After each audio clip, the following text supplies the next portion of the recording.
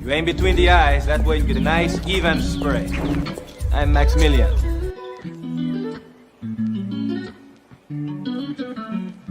Don't be ashamed because you went out and got your little ass. Look out. Ass is good.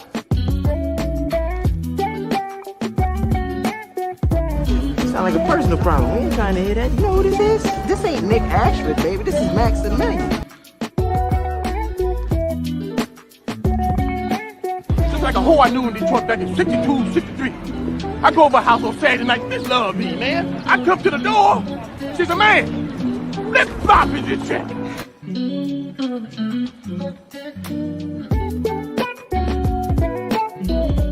Tell us stability. Brother Brown was down on Bushwick Avenue last night with a $2 hoe.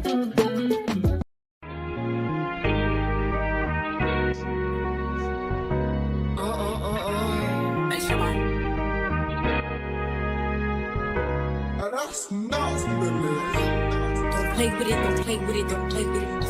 Don't play with it.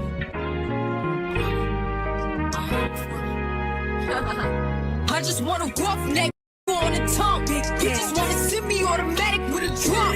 Ask me if I'm finished now, I just begun. I ain't giving out no money to no just for fun. No, you dumb. The man, I don't know no other man. You like 100 just for 100 bands. I don't even got me 100 bands. I'm still gonna make me 100 M's with 100 plans. Give me peso, extendo. I carry just like a Prego. Beat around with called Petro. Suck it, you should've knew it from the get-go. Don't play with it, don't play with it, don't play with it. Come on, baby, don't play with it. Just lay it. Spin or play it. My hitters don't play with it, don't play with it, don't play with it. They stay with it. I'm okay with it. It's when they come to me, they'll play.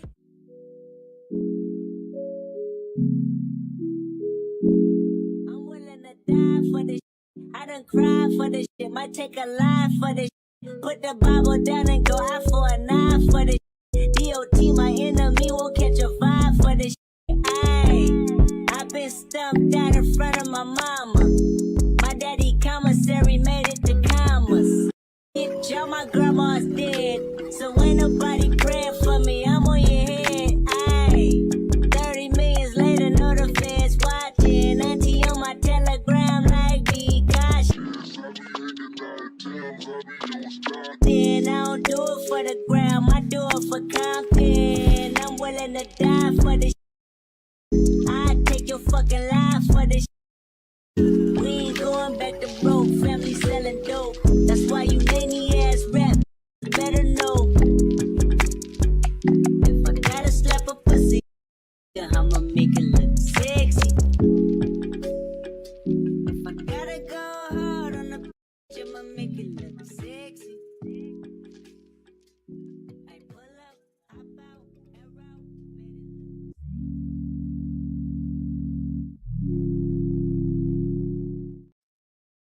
Hello, hello, hello, hello. How is everybody doing?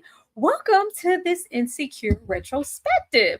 Hopefully everybody is caught up and you guys are on season 1 following along, episode 3 and 4 this Monday in particular. Y'all already know how it goes. If you are getting in here, be sure to engage with us. Hit the like button on not just my platform, but my guests backstage as well, because we need that. We need that. We enjoy that. And we love all of that type of support. I ain't gonna waste no time. I'm gonna bring my peoples out so we can go ahead and get started. I'm gonna bring the mans out first. Because Dom is in the back, and Dom, like a lot of people out there, has never seen the show. So we get to see and hear like his first fresh perspective. Like, I wish I could be a fly on the wall when he was watching it. It was everything to me when Insecure dropped, but you know, some people don't like the show. So I'm curious to know how Dom feels. Dom, how do you feel? What's going on?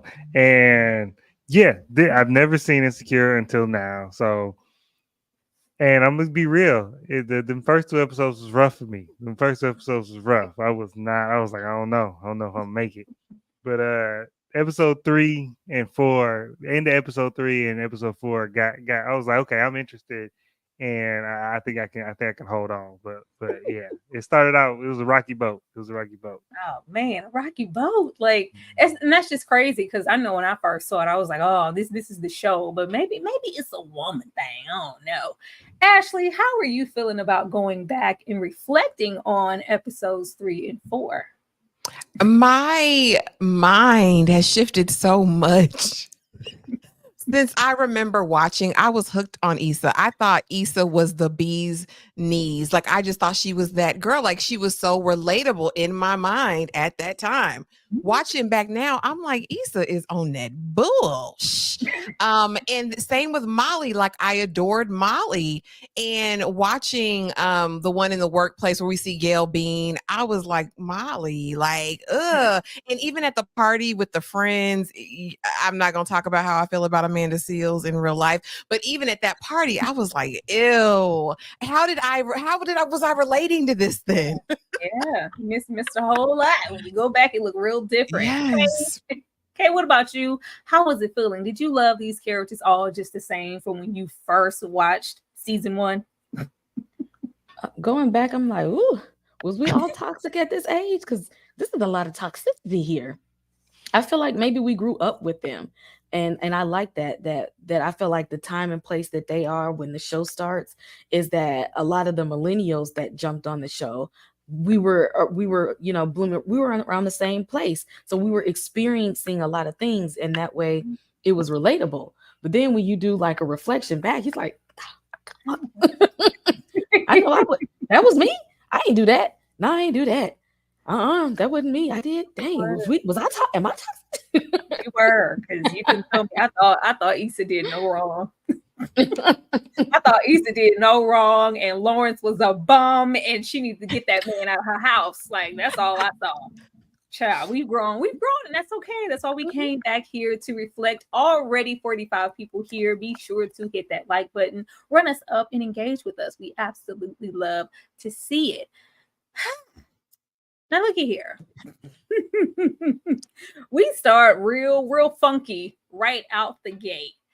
Now we leave off opening that third episode with Issa coming back home. You know, I got the 6-pack of panties. It was a mistake. We won't be arguing in the Rite Aid again. I'm coming back home. But is she really back home? As like a couple, somebody who's been in the couple for a minute, when you start to like have moments of not meeting each other where you are, like that was a joke. Like, oh, okay, well, I was gonna read. Well, I was gonna go to bed. Like, it's just she don't want to be there. This is not comfortable. There's nothing loving about this. There's nothing sexy about this. There's nothing intimate about their relationship. They are simply existing and living together. More so on Issa's part than Lawrence. Ashley, I'm gonna come to you. How did you feel about Issa going back home? Because she is simply back home. Nothing's changed.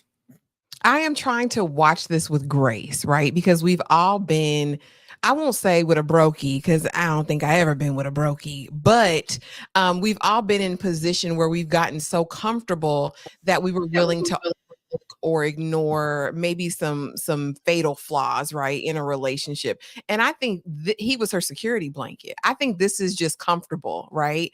It wasn't no passion, no heat, no real love, maybe love, but not in a romantic sense. I think this is what settling looks like. This is what making do and being comfortable looks like. And for him too, right? He's not satisfied in his relationship with Issa either. He thinks this is all he's worth because of his current situation.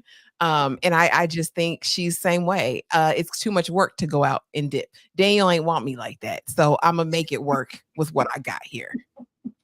I mean, I can say that I didn't notice before. Lawrence was trying, and I'm not talking about working. At least we did find out this episode that your man's was getting, there was an unemployment check coming in. He wasn't just getting nothing. At least that was there. That's something.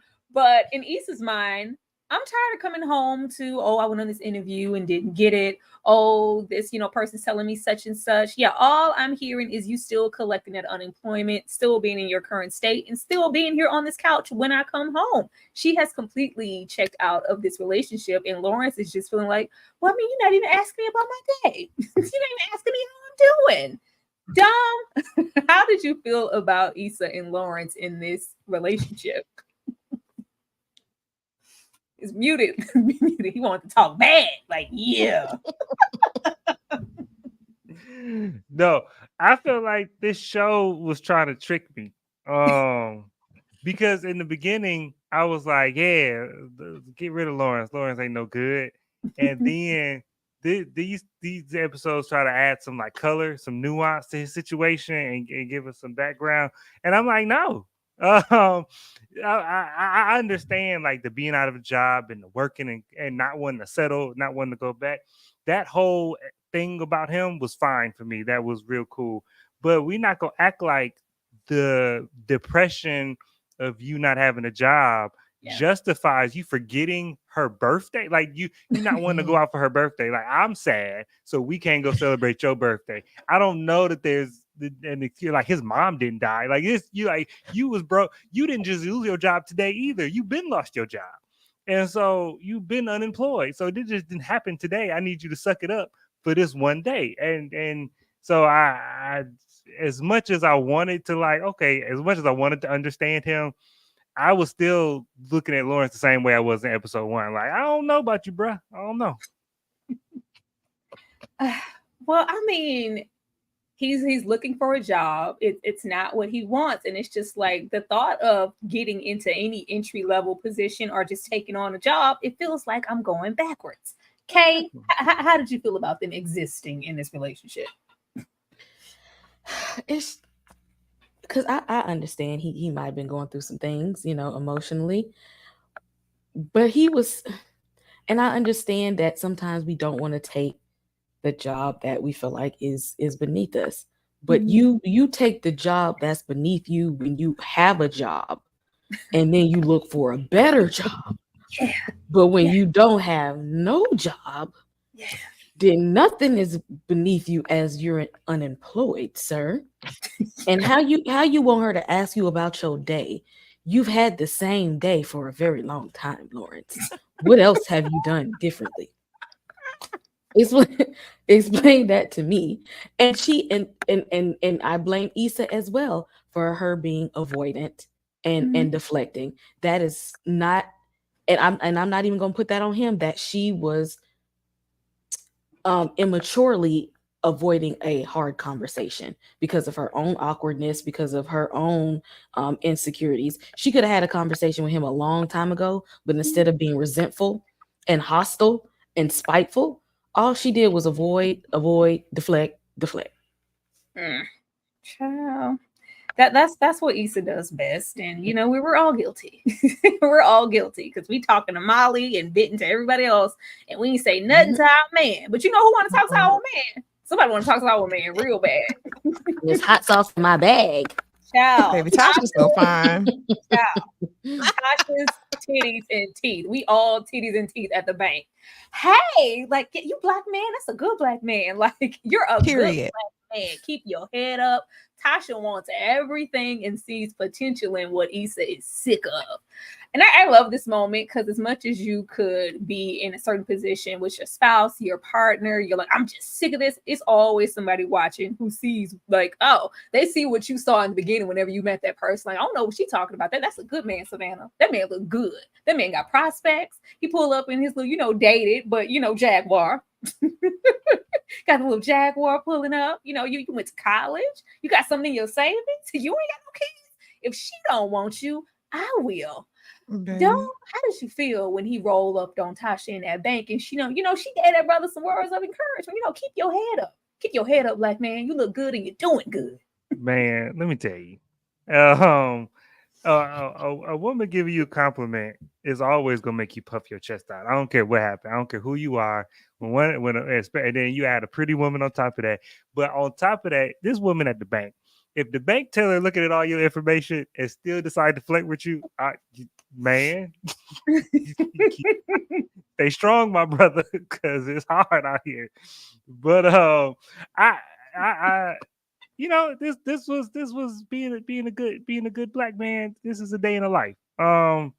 So I felt like this was, she know what she want, and she know and showing up at lunch and talking to this man at lunch, and she ain't got nothing bad to say to this man. She ain't complaining about her life.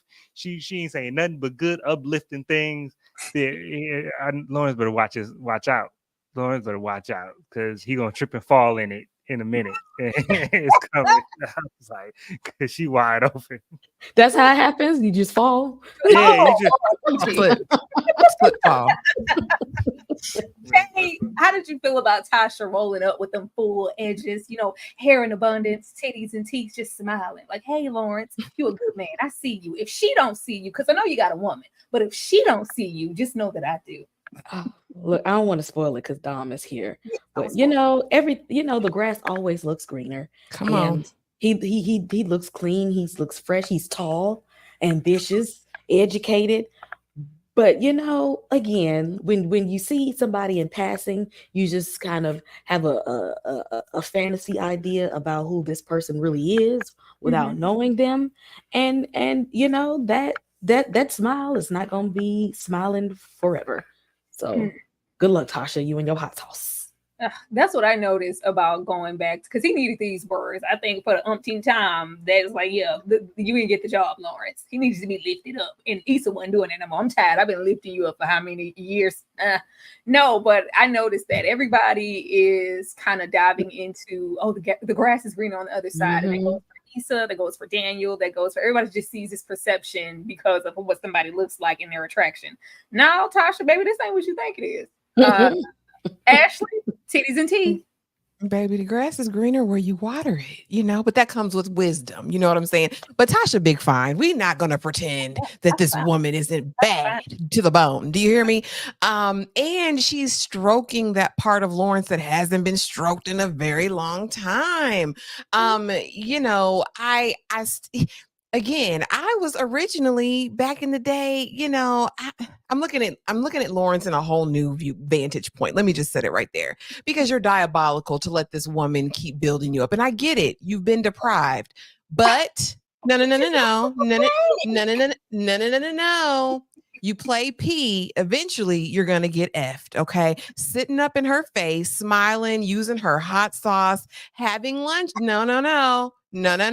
I need you to end it at home before we're delving into this. It's like Dom said, it's easy to slip and fall into something. You need to walk circumspect, young man. And she's saying all the right things because she's like them old school women. You know what I mean? If it ain't working out at home, you know what I'm saying? Call me. Keep my number. Hold it like you holding me. That what JT told a girl off 5 Heartbeats. You know what I'm saying? Like, she remember this moment. You a good black man.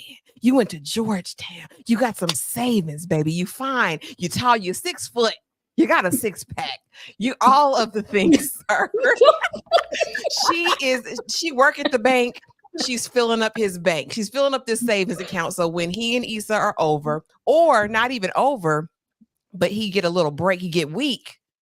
She got a savings over there. He gonna say Tasha was good to me. Tasha was nice to me. We ain't get to that because this episode 1, we ain't put out that hot sauce for episode 2. But I still want man along, so we got there. I'm gonna talk about when we get there. I went, man. He just said I went to the bank. Okay, I went to deposit some. I went to withdraw some. She said I look good, and I said thank you, and I went on my way. I ain't say nothing. I don't know why people be acting like they man's supposed to. No, ma'am, I cannot look at you. No, you better take that compliment. Show look good. Come on, baby, let's go. Take it, and then walk away. Don't take it and have lunch, Tyra. Don't take it and have. All right, we gonna go over it and see what it was. Now episode 1 is where we are first introduced to Rashida and her being in the workplace, and Molly feeling like, Black people, stay loud. To code switch or not to code switch, Rashida, the summer intern. Now we got Gail Bean here, rolling up, looking like Nikki. But we just, Molly's feeling like, girl, for you to maybe, blend. Sis, I see you, sis, but understand where we are. Even though this may be whatever on the outside, and here you may want to tone a little bit of that down and switch it up. Well, I didn't have to switch it up to get where I am now. So why would I switch it up at all? Thank you, but no, thank you. Kay, how did you feel about this situation? Because when we get into the second episode, you know, Molly's tasked to handle this situation. But sis, I already, you know, I tried and she turned it down. Okay. I remember when it aired, I felt some type of way that Molly was just like, I'm the black girl. She's the other black girl. I don't want to help the other black girl out. Why do I have to be the one to help her out? And in my mind, I'm like, well, why wouldn't you? She don't know these people like that. She don't know the culture of the people that's here, and you do. But now if you offering and they turn down, that's on them. But I don't like it that, you know, it's like, why? And I get it, the stereotype of the office black people, they got to be friends. You don't have to be, but if you all get along and if you have like commonalities, why wouldn't you want to stick together in an environment that is already putting you on a lower pedestal than everybody else? Why not at least build each other up? So I just felt a way about this. I didn't, Kay. I was not mad at Molly. I know last time, like way back when, I was like, Molly, come on, especially episode 2. But episode 1, she didn't have to do that. She could have minded her business and went in the break room and sipped her coffee. And girl, you gonna learn in your own time. No, sis, let me pull you in and speak to you for a second. You know, how you doing? Love it, love everything, but you may want to, you know, adjust. And she did it in the most appropriate way that I felt like she could without trying to offend her. And she took it the way she wanted to take it. Yeah, and that's when I was just like, I'm gonna let up off of you, Molly. Because you tried a little bit. You tried. Oh, mad. Dom, were you mad at Molly in this situation? Should she have tried to do more, or should she have approached sis to code switch at all? Should she have just let her all through the building? Molly, in as far as work goes, has done nothing wrong. Molly is right in everything that she does, because no, I didn't have to say nothing to your ungrateful butt, but I'm trying to give you the game because I done been here. I know how these folk are. I know how these 8.5 by 11 people behave, and so I'm trying to help you. And she didn't want to be receptive to that, and so not only was she right in that, but when the boss lady tried to make it Molly's job to bring her in line, and Molly was like, Uno reverse, y'all do that. That's y'all employee. That's y'all employee, and you want her to pipe down, so you tell her to pipe down. I'm not gonna do that. All of that was right. And because whether or not you decide to code switch in a corporate environment, that's up to you. And I think that the way Rashida responded was a little nasty, but her position I didn't have a problem with either, because if she said I was like this is how I got the job, was being like this, then cool. If they saw you like that and hired you, then now when they come to you and tell you to pipe down, you can come back at them with some, you know, you got your own fight. But I'm just trying to tell you, now that you're in here, how it's like. So I don't think. So I didn't think Rashida was way out of pocket. I think she was kind of weird how she responded. But no, Molly up one for me. Like, she tried. I'm gonna let grown folks be grown at the end of the day. Ashley, I disagree. So here's the thing. Here's the thing for me. We saw in episode 1 of this season, when we're introduced to Molly, her ability to interact inside and outside of corporate spaces, with people in the hood, with people. I mean, in this episode, she's at the taco truck speaking Spanish. She is a chameleon, right? Mm-hmm. Her approach to Rashida was not that of a chameleon. And I get we're in the workplace, but she knew what time it was. I think she approached that young lady with an air of superiority.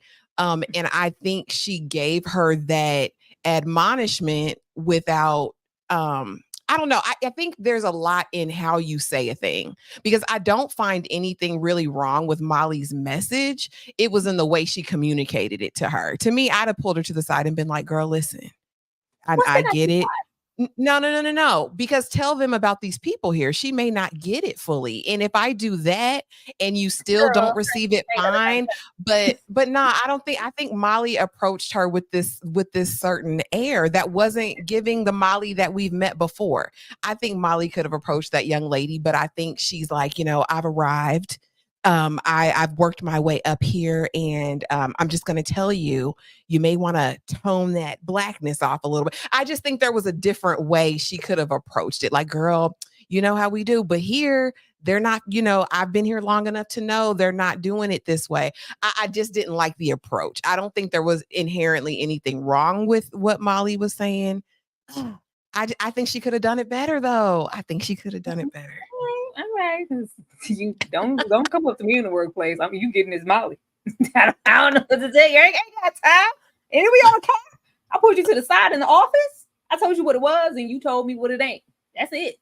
Now, before we dive into the friends, because this is where we first are introduced to Kelly and Tiffany. And I love Kelly. I really did love Kelly.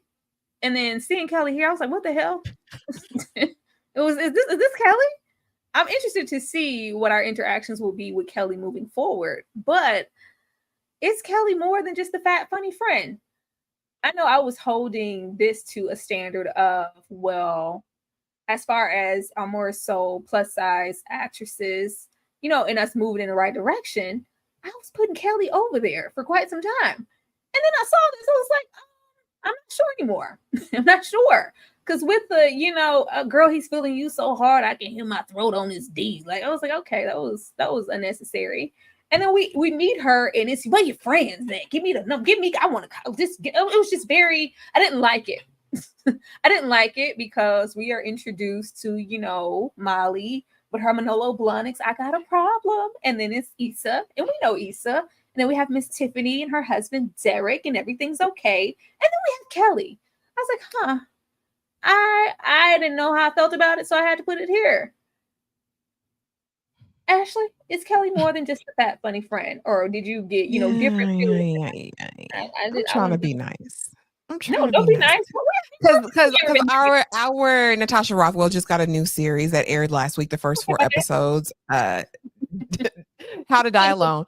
And I ran into that same situation watching that. So, I mean, it just comes full circle. And that is this idea that if you chunky and if you black, you a monolith, right? You have to be funny. You have to be entertaining. You have to be the reliable one. You have to be the strong one. You have to hold it all together. And the overt sexualness, like the desperation, the thirst, everything that she gives off, to me, is bothersome. I don't like that narrative for big girls, because I know that big girls are not monolithic. Like, listen, and it's never that. And I think this is what's imposed by maybe some parts of society or the culture, but it's just not true. And honestly, I was cringing a lot of the time during that party at Derek Tiffany's house.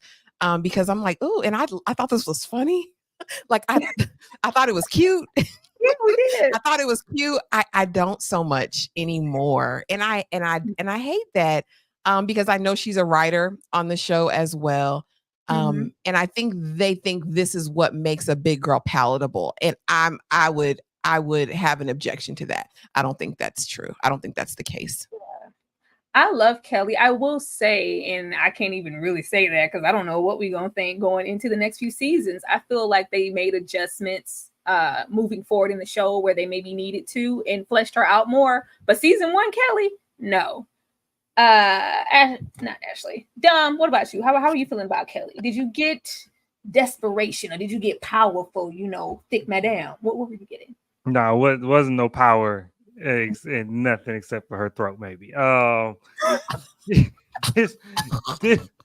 This was, I mean, she just seemed stereotypical to me. When she showed up, it was like from Rebel Wilson to Nikki Parker. This was just another, plug and play best friend. Yeah, I mean, some of the when we met the friends, I was laughing at some of the jokes, but some like, when she said the first joke about like, oh, he's so hard that I can hang my coat on it, a heavy coat, I thought that was funny. I chuckled at it. But then when it kept, like, when it didn't stop there, I was like, all right, my girl, it's okay. Somebody loves you, and it's gonna be okay. Somebody loves you, babe. Yes, is she a writer on the show? She got one page that she know how to write, and she's just gonna copy and paste that, cause the show, because like Ashley said, the show that she got, I knew that it was going to be problematic from the description, because the description is that she's a fat black woman. Like that's in the description. She's the fat black lonely woman, and so she been that for 10 years apparently. So I enjoyed Amanda Seals 13 seconds more than I enjoyed her. So yeah, that's how I felt.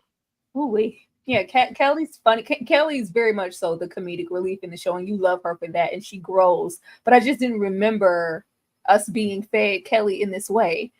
Kay?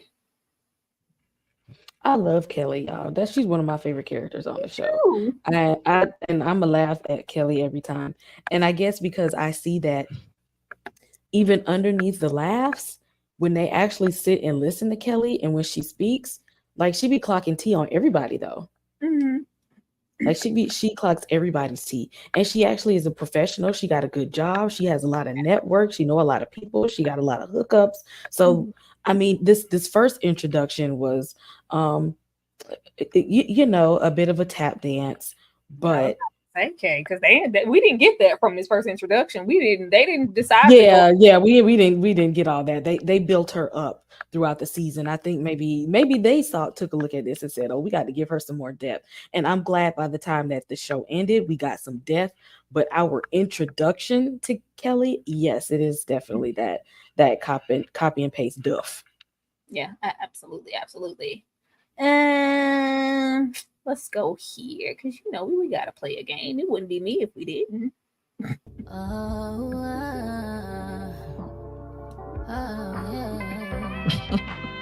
No, I don't know Lawrence's middle name. Nobody even asked me that.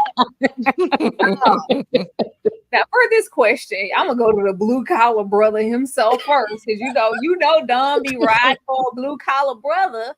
And you ain't even got to finish. I already know. It's easy. Where does Jared work? The only place I get a rental car from, Enterprise. Yes, sir. Yes, sir. Is it Enterprise? It is. Yeah, you don't see that green logo? You don't see that green logo? Hertz. I thought it was Hertz. Issa Hertz kept is saying yellow. it because it hurts. It hurts. She kept saying that. No, he is Enterprise Bay. He works. I knew Dom. As soon as I saw it, I was like, Dom, the blue collar brothers unite. He gonna make sure he go in there and work.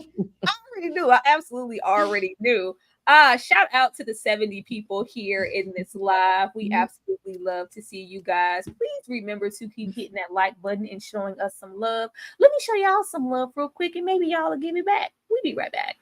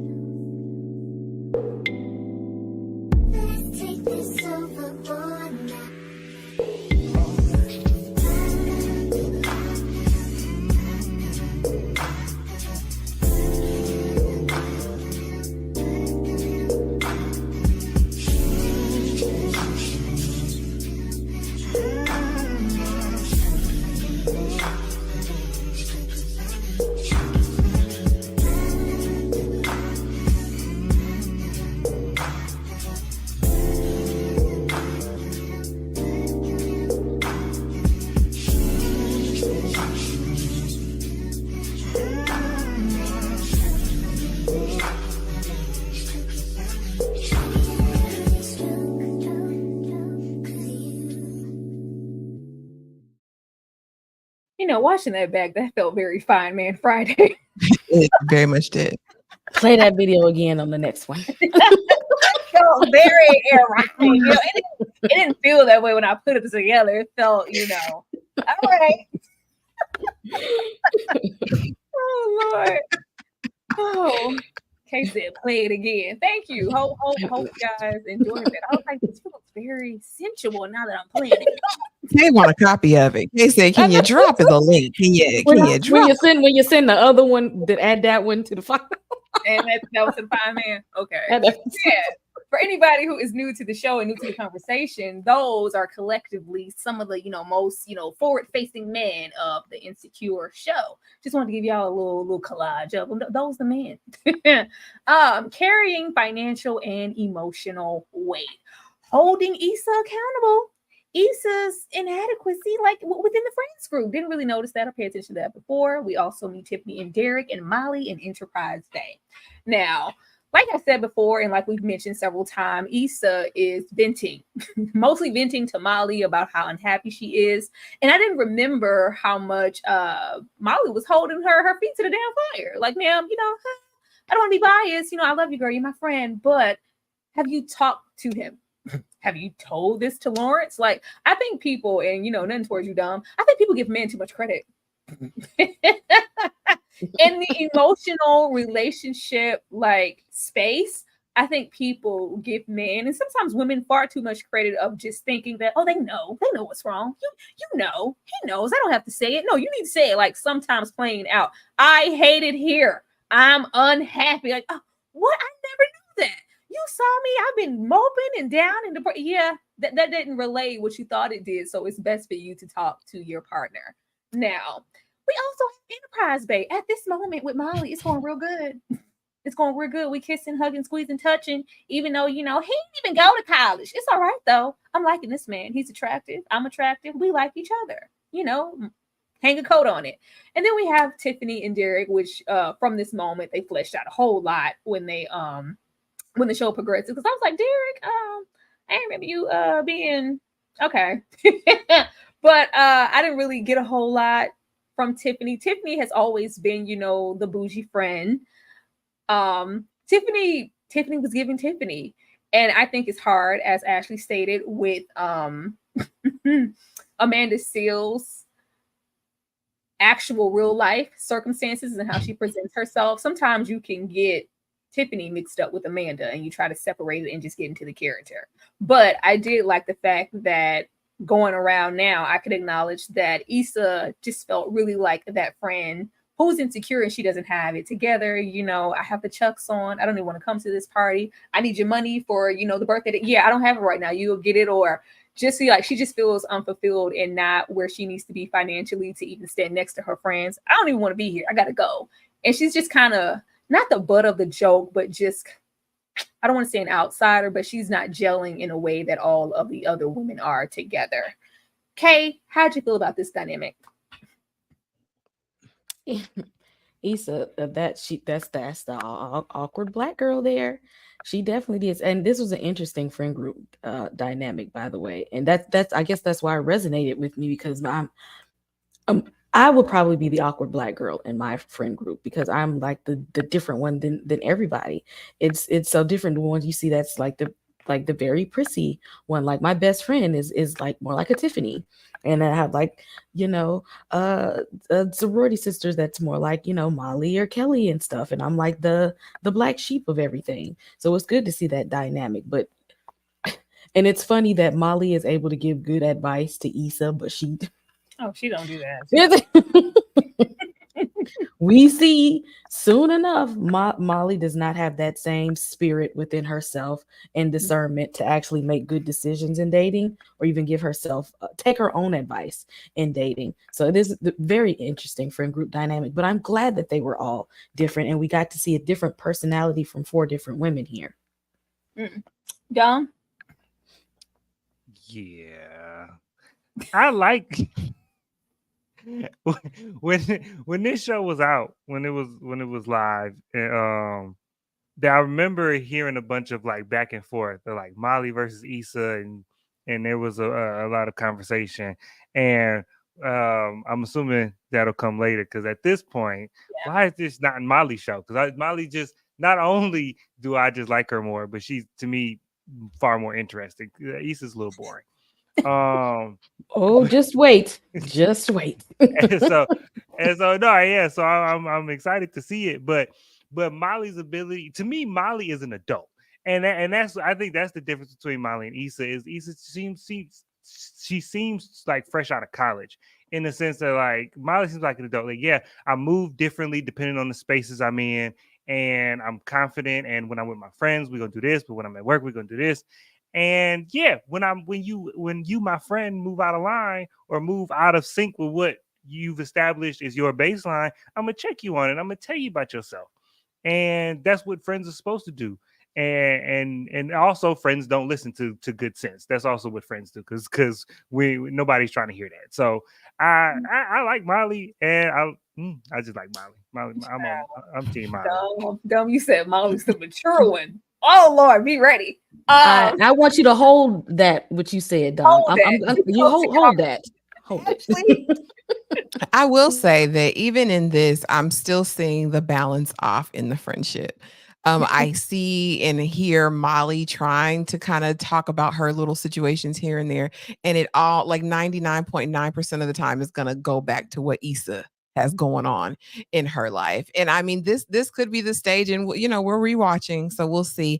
But again, I just feel like everyone's always picking up the damn pieces for Issa, even with that trip money. Somebody probably gonna have to cover the trip until she's gonna have to make payment plans. She's gonna have to make installments.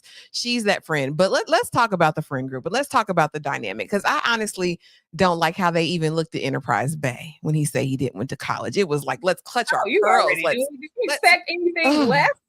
Oh, the talented 10th we are, even though Issa went to school, she's still broke. Like, come on, college doesn't define you. It doesn't make you worthy or less worthy of being in the group. I actually am going to give a kind of a little bit of a shout out to Enterprise Bay, because I can only see him one way. Dom, you'll learn very soon about the way that I've seen him in this indelible mark that's left in my head.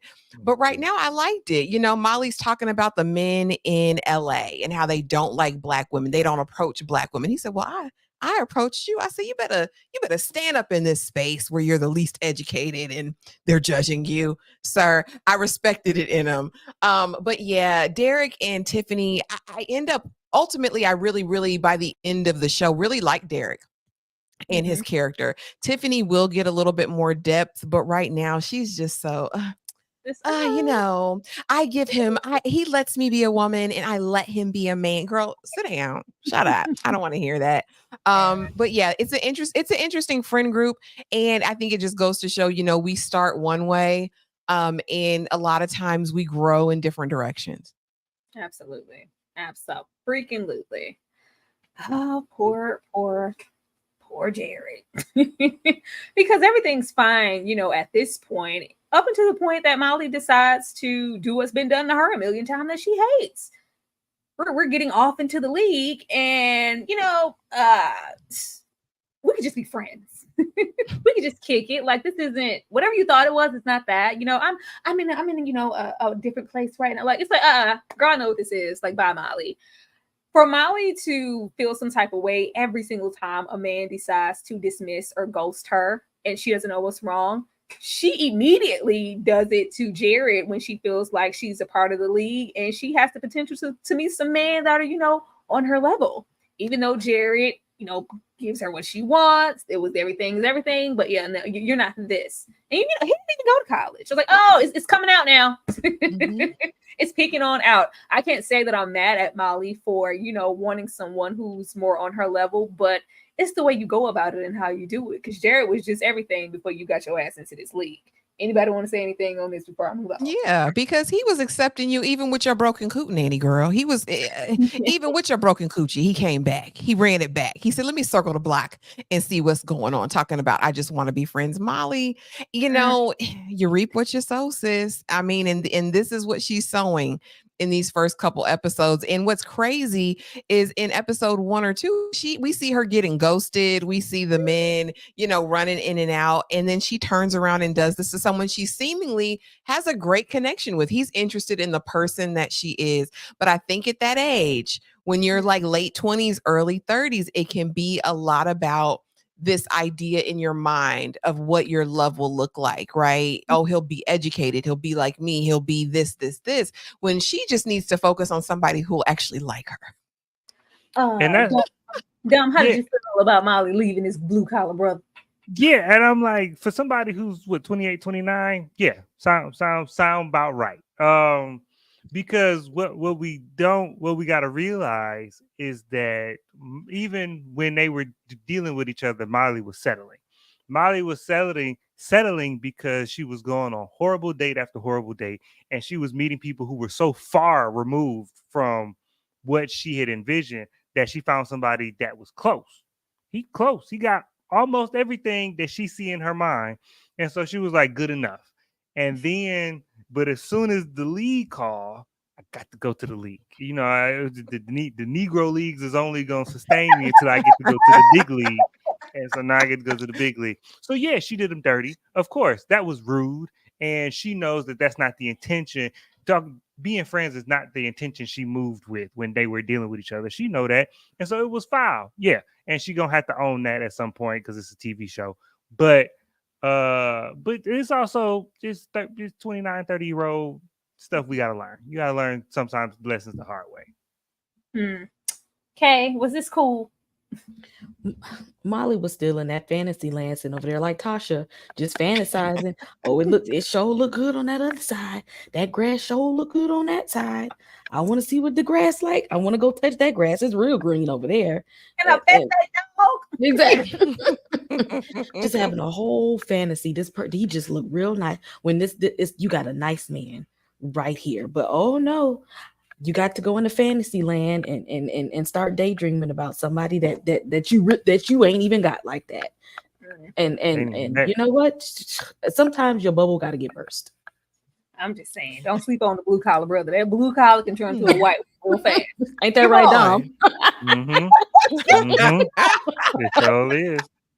Yeah, I think towards the end, which this was the bulk of the episode. Also, we got y'all racism. We got that. We got y'all secret white meetings and secret white emails. White people get to mess up all the time. And then we also have, Frida. Is Frida an op or is she an ally? It's crazy how I didn't think it was so early on in the show that Issa couldn't stay in her job. I thought we evolved into that later on into maybe season 2. No, baby hates this. She don't want to be here. She don't want to be here, and it's that's besides the point. But she came in there the last couple of episodes trying to wing it. And I was like, yeah, we can't trust you. We got to, have secret white meetings and send secret white emails about what may not happen on this beach day. And do y'all really need sunscreen? And we're, snickering and giggling. And it only seems to be Frida in her corner. And she's feeling like y'all get to be whatever all the time. As soon as I have a moment, I'm the talk of the office. Ashley, how did you feel about this? And how do you feel about Issa's relationship with Frida? Is Frida really trying to be an ally or is she an op? So here's the thing. Frida, I think, honestly, just really cares about these kids and the organization. And maybe not even so much the kids, because a lot of people, how can I put this delicately? A lot of people look at a mission and not the people attached to the mission, right? Because she wants to be like a do-gooder, right? So I want to help, impoverished people. And you kind of take your eyes off the actual people at times. Do I think Frida is a op? Not necessarily, but is she Issa's friend? No. I think we got y'all. This organization is her first and foremost priority. I think she wants to grow in the organization. And I do think that in her own way, she wants to affect change. Issa's slipping and slacking because she don't want to be there. She's not giving it 100%. She thinks she's going to be able to coast like she has been doing all this time. And Frida, I think with her mind on the kids, listen, Issa, get it together or I'm going to have to say something. I'm sorry, but I'm going to have to say something. That's just the nature of some of those. You know what it is, y'all. But also in this moment, Issa, I think, wanting to step out of the box and be avant-garde with her own ideas, she wouldn't pay attention to the babies either. Because then babies said they wanted the sports. She said, oh, but that's right. It's black in their sport. No, that's what they said they wanted to do, baby. Like they wanted that. And so I think she's missing the forest for the trees. I think, she doesn't want to be the token. And I mean, but that... it's hard about the mirror raps about us not being skin folks and kin folks because you brown. Now you brown, so you want to be down? This can't. They always doubting us brown people. Kay, how did you feel about we got y'all racism? They've been giving microaggressions left and right since she been there, and again, clearly Issa has a problem with attachment issues because she should have detached herself from Lawrence and that job a long time ago. At this point, Issa, do you want to be hurt? do you want to be hurt? Because everywhere you go, you go over to your job hurting your feelings, your man hurting your feelings, your best friend hurting your feelings. Do you want to be hurt, Issa? Dumb. Yeah, I felt like Issa is just stuck in every aspect of her life. Like she won't let this man go. She won't let this job go. And it's probably more fear than anything, because when it's time to let stuff go, now you start thinking about what your life looks like without it, and that's scary. And because white folks gonna white folk, and like they're gonna do that anyway. And whether you at Issa's job or you at Molly's job, white folks gonna white folk. And if you the token, I think that's what Issa got in this scene. She was lacking because she felt like being the token was only an asset because she was the black whisperer. She was the expert on all things black. So she can just come in and be blackety black and crispity coon, and they was gonna eat it up and let her slide. And and she need to go watch a certain episode of Scandal one more time so Papa Poke can tell her that she got to be twice as good to get half as much. Preacher. Yeah, like, but when you in corporate spaces and when you are the only of anything, you have to keep that in mind. I got to be at the forefront of your mind every time you clock in. And when you slip, you slipping for the whole race, you slipping for the whole people. Now nobody will get hired behind you because you messed up. And that's the way the world works. We can be sad about it, but that's on your shoulders, Issa. So either leave or tighten up. Now we end off this episode. We're getting a new vouch. You know how much for that vouch? What y'all doing with that vouch? New vouch and new beginnings. Child, Lawrence cooked some lamb. He cooked some lamb, y'all. He cooked. In my Love Jones voice, he cooked. What you cook, dog? Cheese omelets. He cooked. Okay. Lawrence attempts at progress. We getting that job. You know what? Hey, I'm not going to be worried about what anything look like or what my current ambitions are. I'm going to take this job at Best Buy. I'm gonna cook some lamb chops. But yeah, can we eat at the table? Can we talk? Can you sit down? Can you try? Like, I just had a long day. I just want to watch the show. I don't want to hear anything about that. I just don't. And Lauren's like, girl, I just cleaned over there. I'm trying to be a good house husband at this moment, and I'm just not being acknowledged. And they have a little. I love the little montage of them on the couch and how their relationship has progressed from when they first got this couch and first moved in, and where they are now, and they're just getting further and further apart. But Issa, of course, apologizes and embraces Lawrence for his efforts, and they decide to get a new couch. This new couch signifies that we are starting fresh, and everything's under the bus. Kay, were you here for the new vouch and how you felt about Lawrence's efforts? Does Lawrence get any credit for these efforts? Y'all know there was a show that before Freeform was Freeform. It was like ABC Family, and they had a show on there called The Great Pretenders. This is exactly what we're looking at right now. Okay, they putting on a really good show to get some new furniture. Y'all wasted a whole lot of money, and your acting skills ain't that good. We can still see it. You don't even the disconnect is real. Look at Issa's face. She looked like she's thinking about Daniel right there. Okay. Dom, were you here for does Lawrence get any credit for his attempts at trying to bond with Issa and repair their relationship where it's broken? In this new vouch, do they need a new vouch? No, yes, they do need a new vouch because that was crazy. But yes, this is where I was hard on Lawrence up until this point. Lawrence to me gets a lot of credit, but this is also why communication is so important, because when you hold stuff in and then blow up, I'm thinking this is the first I'm hearing about it, because this is the first I'm hearing about it. So I'm thinking this is new information. So now when I change, right? When I change behavior, I'm expecting an immediate response. It's too late. Right. But it's too late because you didn't held it for 6 months. So that's not, I wasn't there for that. I'm only, the one night you blew up at me, I changed my behavior. And so I'm expecting as quickly as you switched on me, I'm expecting you to switch back. But that's not how stuff works. But that's why I empathize with Lawrence, because he was like, all right, she made this move, I'm gonna make this move, and now we're gonna be good. And then you come in all power. I done cleaned like it's my first day cleaning. I guess I ain't never cleaned before. And I done cooked, and you sitting and then the new couch. It's cool. It's symbolic, a new start. We're going to, I get it. Sure. That couch was dirty anyway. I don't know how y'all can afford a new couch. But I don't know either. I know how much couches cost. But it's cool, symbolic. That lawn chair seemed about as much as y'all can afford, but especially on Best Buy salary. But sure, this is the beginning of the end, because y'all, when we just doing symbolic gestures, but we're not making no real change, then we all right. It's time to ring the bell. Ashley, does Lawrence get any credit for the lamb chops? No, they both got to eat anyway. Like, no. Maybe you get a credit for a little bit of a haircut. Maybe that, and for getting a job, man. And Dom, just to kind of respond to something you said earlier, she can't quit that job. We can't both be jobless over here. Okay. Somebody has to be gainfully employed. But I agree with you. They didn't have no money for this couch. And let's save the money and plan an exit strategy, because there's no counseling. Like, everything again is so superficial. Like, okay, we're gonna make this work. Okay, but how?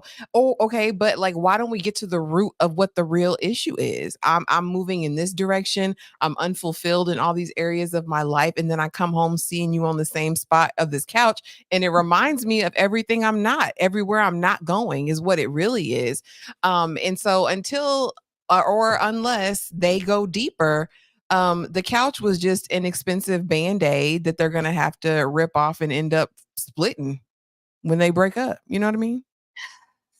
Say it. Before we dive into episode 2, I'm gonna communicate with a question. Okay. How long has Issa been with Lawrence? You mean you want like a year? Because wasn't they together since college? No. I want a year. The number of years, Kay. Thank you. Too long.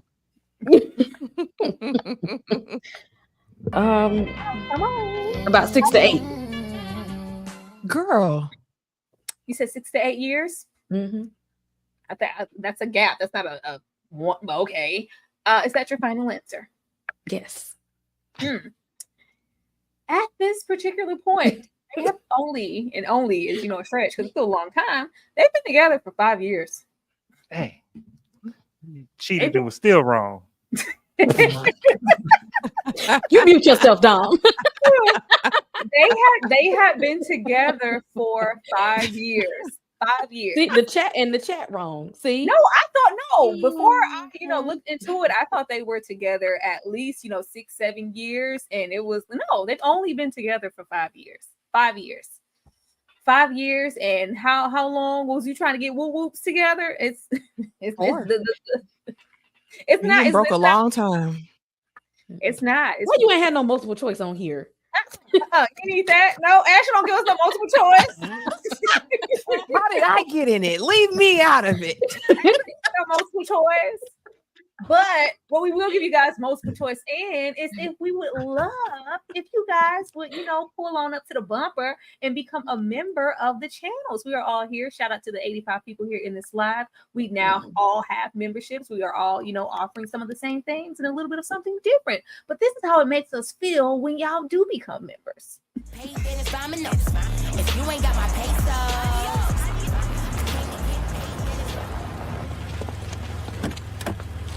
I'm going to the Brenshaw Mall. Oh, shit! You see the feels? That's how we feel when y'all pull up and, show us love and become members of the channel.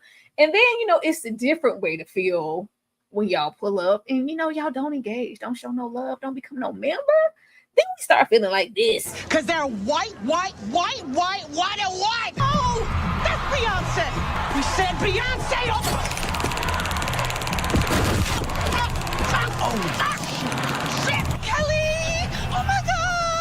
I pissed myself. Don't look at me. Remember me different. We want to remember y'all different, okay? Look at We want Dom's to face. Y'all probably like, when things gonna happen? And y'all told me this character get growth. She's still Rebel Wilson. I mean, kinda. Jesus Christ. We would love to, remember you guys different. So remember to engage with us, hit that like button and show us some love and become a member if you would like to. Now, getting into the next episode of, the Chronicles of Dating Molly. Not so casual. Molly's instant rights husband mentality. Yeah, girl, bye. Molly is just trying to we're of a certain caliber. You're okay. Well, fine. Let's you didn't call me when you got back in. Like, well, girl, yeah, this is just like our second maybe third date. Like the man says, I'm interested, but I just like the casual sense of things. Molly is trying to rush to. If I can rush past everything, then the sooner I'll get my husband. The sooner I'll have my person. And this man drops her just as quick as they met last episode. That's done.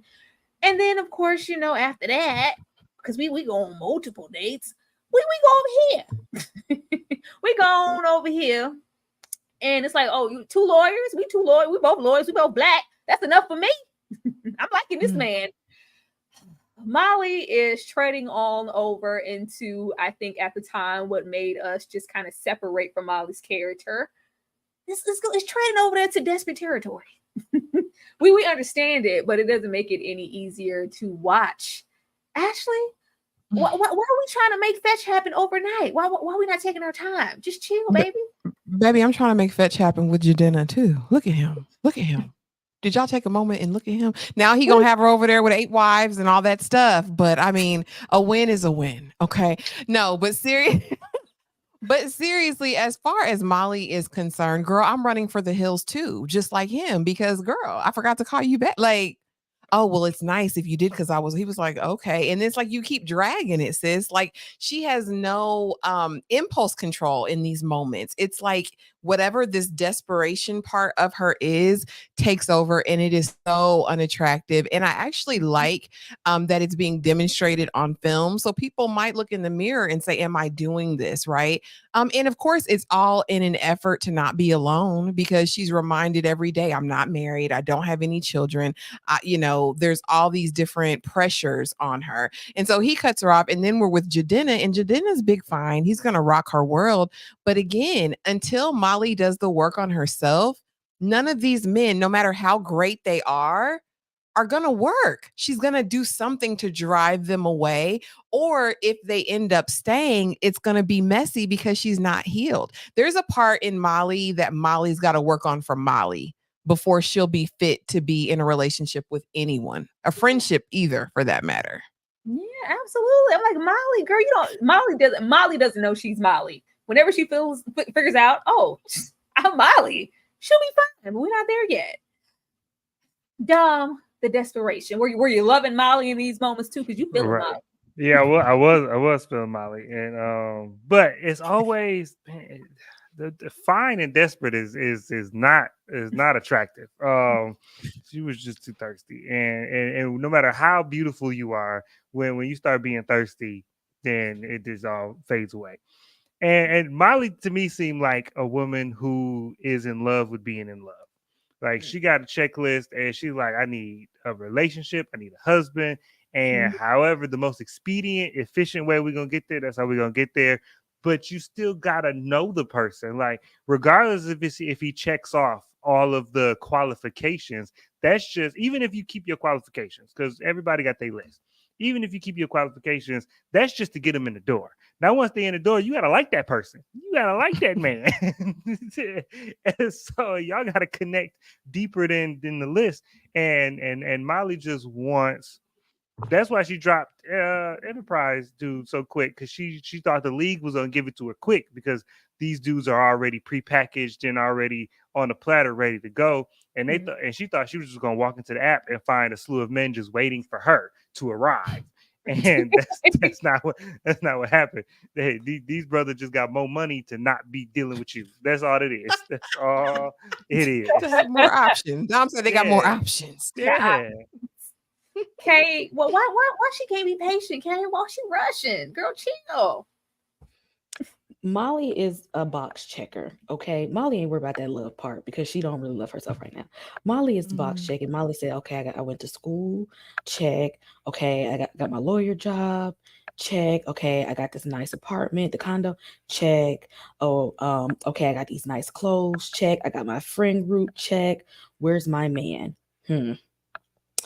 Okay, that box ain't checked yet. So who gonna fill this role? Who gonna fill it? Okay, Enterprise boo. Okay, you were straight, and then I seen tall, light skinned and handsome. But let me go over here because he looked like he gonna fit real good in the picture. Because she's all about the optics of it. He gonna look best next to everything that I've already accomplished. Let me go to him. But he wasn't trying to be get checked off the list, Molly. He wasn't trying to be that. She's not even looking for anybody to really get along with, like, and love. She needs somebody to fill that place so she can check off that thing on her list. That's all. Molly, do better. Do better, Molly. I mean, we can all do better. Issa's attempt at happiness, them shopping for this. Like, first of all, we already know that Lawrence about to pop out. We've been on that couch worried about whoop whoop for quite some time. We ain't on the whoop whoop. We out outside on a run, running through the streets, trying to build up our little. I was like, oh, you know when a man is about to pop out and try to just be outside. You know, he working out, spraying on cologne before he leave. You going to get haircuts regularly. Where you going? I ain't seen you this clean up. But Lawrence over there with Tasha. Lawrence was gearing up to, you know, to the back. Get better for Issa, you know, but it's like, you know, let me get out there. I'm finna leave me alone, Ashley. So let me get out there. I ain't been pulling my weight, you know, as a man. I ain't been putting it down. Let me, you know, get in, even though them in this awkward, you know, whatever this was in the shower, child. It's just, Lord. It don't take all that to get it in the shower. But you know, it's Hallmark. It's picture perfect. You know, I will always, you know, let you get a lotion pump or a soap pump, and yeah. And in Issa's mind, I'm happy. This is happy. Everybody's happy. We're not happy. We are not happy. And I think Lawrence isn't happy with himself at this moment. He couldn't possibly be, because he still isn't mentally and physically where he wants to be in his career. But he's trying to make it up and fix it for Issa and pretend, and I'm okay. And I'm like, yeah, it's just not there. This is just a whole situation of dysfunction. Anybody want to add to this? Yeah, I think it's easy to sit on the sidelines and watch the crazy couple in the store and look at each other like, oh, at least we're not them, baby. The judgment that was on their faces as they watched them argue. And I'm like, well, y'all try being together 25 years. That couple looked like they was elderly. They had been together for 100 years, fighting about it. Oh, at least I'll always let you have the soap pump. But what else are you going to let me have? You can't even give it to me in the shower without arguing. Like, that was just so weird. Like, I'm like, y'all have no chemistry. Dry. Call it a night. Let's be done. I'm honestly sick of looking at them together at this point. I don't know what I was thinking in the past. I wanted them to work. You know, I was like, oh, you know, let's keep your family, Issa. No, I want this to be over. It's painful. I'm over it. I have never, from jump, and it took, because, you know, this is just season 1, and I'm not going to ruin anything from Dom, but I always thought she was, you know, fit better with a couple of the men that we're introduced to later on in the seasons. It was never Lawrence for me. Never. Not Lawrence as a whole, as a person, but as a relationship, I never got there. I think they got better. This is, you know, Issa's first kind of pop out acting as well. So there is, you know, that awkward tension there. And even just down to child of wardrobe, the hair, they came a long way once we got into them later seasons. Maybe the way Issa looked dry. Anybody else want to add to this? We'll move on to the next slide. Oh, does she get better? Because I thought this was deliberate. Because I'm like, Issa Rae did not look this busted. Like, I thought this was like a character choice. Oh, they ain't have a whole lot of budget on Yeah, on some the show. They They got ain't money had as no it went money yet. along. Okay, they spent all their money on Amanda Seals wig. Because Ashley was saying she got trouble separating Amanda Seals from Tiffany. And when I met Tiffany, I'm like, I don't have no problem, because that's not Amanda Seals. If Amanda Seals halfway look like that on a regular basis, she probably wouldn't have half the troubles she be having. She just looks I know like I a crime. Yeah, it came real harsh. Issa get fine. Not that she's not fine now, but they're not displaying it in the best way that they could. They When not. them checks, They hide it. when this hit on HBO and it became as popular as it was, that second season, that money showed up and it showed out in a major way. They start giving them some bread, the wardrobe, everything. They start giving them some money. Improve. Issa just needed a reason. Issa just needed a reason. Popping up at my job, like, oh, why are you so pressed? I mean, but he did look good though. Issa just needed a reason from that very moment of, well, Molly can't, come to career day. What about that guy? That music guy, your friend? Could you? I mean, I don't like. Sure, I'm like, why not? Knowing what this means for her little weakness, her current state of her relationship, you are in a vulnerable place to be having this fine man up in your face in the place, ma'am. It's not that. Then y'all have history, but Issa just needed a reason. This had me really second guessing. I don't know what season that is when. How can I say it without spoiling it for Dom? When the link up happens with herself, and that link up that we've been waiting on when they were searching for, I guess, peace. And he says, a part of you, Issa, wanted to have to blow that up. And it's like, no, Lawrence, I loved you. And I'm like, this is giving blow that up. If this is not giving Issa wanting to blow their situation up, I don't know what is. Because why you got this man in your face and in your place? Kay, did Issa want to blow that up? Was this, did she have to call Daniel? Could she have called anybody else? Let me tell you, I don't need a reason. I don't need. I didn't. You know what? She didn't need a reason because I don't need a reason. Issa. She was gonna call him regardless. She just wanted everybody else to think that she needed a reason. We didn't need a reason to call that man. You see how quickly he showed up and came through. Okay, he would have came. All you had to do was call. She just needed a cover up. Okay, look at the closeness of that. She wasn't even making that face sitting next to Lawrence on the couch. She wasn't. She wasn't. The pictures are always strategic, y'all. Look at that face. Look at that. Like, oh, yeah. She smelled that man whole neck in that little moment. Dom, did Issa? And I know he smelled good. Issa just need a reason, or is this just an innocent? You know what? I need somebody here who's in the music space for career day for the kids. Let me call Daniel. Was this innocent?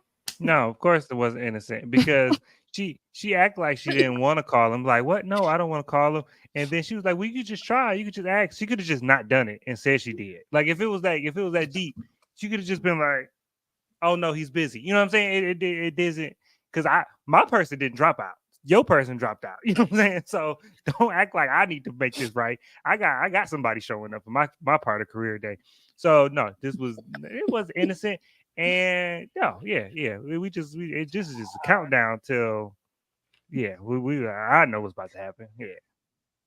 Issa said, so just call him up. Did she call that man? Oh, I'll call him, baby. I can call him. You ain't gotta convince me that hard. And if he show up without you asking, you know he's gonna show up when you ask. Child came up, and then you never at this point, like, I just wanted to apologize, but you've been ignoring my phone calls. You've been like, she's been trying, like, I got to keep my distance from that man because that's my weakness. But at this moment, you just don't have that weakness anymore. Ashley, call him up right now. Right now. I mean, Issa's for the streets. Let's just be honest. Let's just call a thing. And Daniel came out with his arms out, knowing what he was doing, smiling, showing all his back teeth. He knew what time it was. He did have special cologne on. I know he did. Exactly. He was smiling in her face. He's like, I'm gonna gas her up, kids. She performed. Issa raps. Yeah, she's that girl. Even the kids is like, oh, he got a crush on you, Miss Issa. He like you, Miss Issa. Come on now. We know what time it is, Issa. You wanted him to take you in that bathroom. We know what it was, Issa. I can see it I see it all over your face. I know what it is. I know what it is. If he would have squeezed a little bit longer, a little bit tighter, her panties would have been down around her ankles. She'd have been like, come on.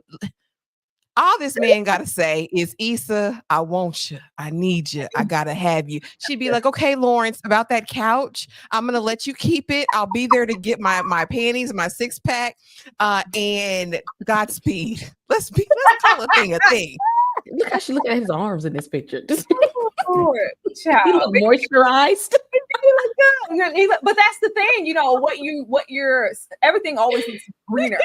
Grass always looks greener on the other side. She don't know nothing about Daniel beyond what, college? She just knows what she's seen on social media. You know, this man looks good. This man looks like a better prospect than what I currently have. You don't know nothing about Daniel.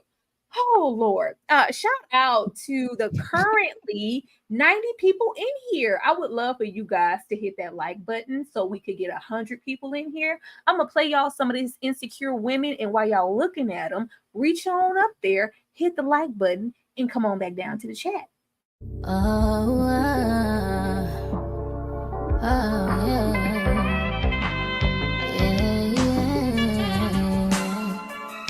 If I had to bet, I wouldn't have did all that. I would have played it just how you wanted to play it. You didn't yet see my worth, so you tried to play me. But I was so in love, that I just got a little bit too complicated. But if I had you back, all I wanna do is fuck, get drunk, take drugs. All I wanna do is fuck, get drunk, hop, play. All I say would be no love. You, it would be no love. You, if I did it all again, I would give like 10%. You deserve like half of that. I'ma need my money back. I might get through your hood and piss me off again. Let new niggas come find me. Out there tripping like I don't got that design. Now y'all had ample time to hit that like button and run it up. Thank you. I hope that everybody did. Now, we kind of covered this already, but I'm gonna come back to it because, you know, I want to know. Molly decides to pass the buck. Molly, you're black. She's black. You know, go on over there and inform her maybe about, you know, workplace ethics and maybe how to, you know, conduct yourself here. You know, she's a little, you know. And Molly reflects on it for a little bit. You know, I'm not trying to relate to her as, you know, a fellow Black summer intern. And probably in the back of her mind, I tried to talk to sis already, and she didn't want to hear anything I had to say. Matter of fact, you do it. In my Mercutio voice, you do it, Norbert. Like, you get over there and do it. I don't want to do it. And we decide to not talk to Rashida. We don't see Rashida again after this episode. So I'm under the impression that we decided to give Rashida her walking papers. Now, if Molly had decided to attempt yet again to talk to her, maybe in a manner that Ashton suggested, maybe Rashida could have been there and retained her job. Dom, did Molly owe Rashida anything? No. Oh, yo, black, but nothing. But my thing is, I didn't already extended the olive branch. You didn't want to listen to me. And not only that, you were unable to read a room and see how your behavior was affecting not the people on your level. We could care less about the people that's crowded around you in the break room. They all interns like you. They all can get fired just as easy as you can. But these old gray people that's shuffling around in suits you can't afford, how are they looking at you? How are they behaving? How is your behavior making them respond? And if you don't have the awareness to tell that, then you don't belong here. And I don't care what you look like. I don't care where you're from. If you can't walk into a room and assess it and then act accordingly, then that's on you. You got to deal with what comes with that. Molly don't owe you nothing. You ain't gonna do nothing but bring her down with you. And no, nope. No. Got bills to pay. Kay, did Molly owe Rashida anything? I mean, I feel like she tried. She may have could have tried a little bit harder, but I honestly, and even thinking about, I feel like she only went to approach her not to not for a sense of camaraderie, but out of, I don't want you to embarrass me because I am the black girl here. You're the other black girl. I don't want you to embarrass me, so you need to tone it down. And that can come off as offensive to people when you approach them that way. You can meet people where they are, and she could have laughed to say like, "Hey, girl, you shouldn't do that." Instead of like, girl, you know how these colonizers be acting in here. You can't do all that. You know what I'm saying? Like you gotta, switch it around. And then she probably been like, you know what, you right, you cool. Like, what's up with lunch? She could have approached it. Molly just didn't want to be embarrassed, and that's why she even took it to this lady. Like, don't put the other blacks on me. I don't want to be the black person that is the ambassador for all the black people here. I don't want that label. I'm sorry. Get somebody else to do it. I don't want to be that either. That's not my responsibility. No, they tried to make Molly the overseer. Molly ain't trying to be the overseer. I don't want to be that because it's going to start with Rashida and it's going to roll over into the blacks. Like, we got a black to get on that. Don't put me on the job.